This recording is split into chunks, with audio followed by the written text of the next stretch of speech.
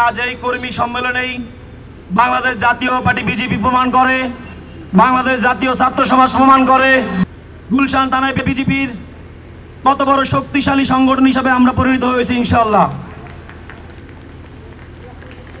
আগামী দিনে পার্থ ভাইয়ের হাতকে শক্তিশালী করার জন্য সর্বোচ্চ ভূমিকা রাখবে ঢাকা মহানগর উত্তর ছাত্র সমাজ ইনশাআল্লাহ।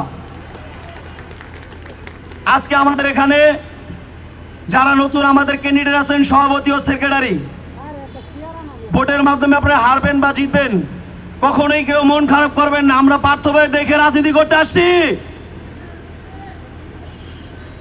তো সকলের কাছে আমার একটি বিশেষ অনুরোধ, এই ভোটের মাধ্যমে যে নির্বাচিত হবেন বা হারবেন, আমরা পার্থ ভাইয়ের হাতকে শক্তিশালী করার জন্য রাজনীতি করি, কোন সভাপতি বা সেক্রেটারি হওয়ার জন্য রাজনীতি করি না।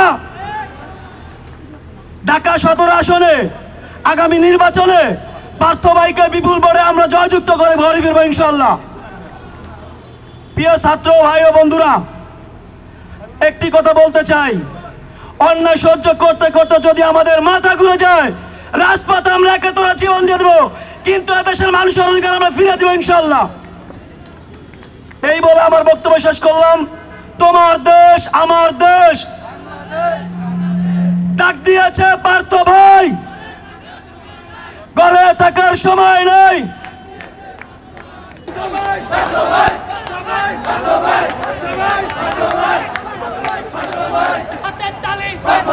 মুখে বলি এবারে যাবে সংসদে আরো জোরে হলো না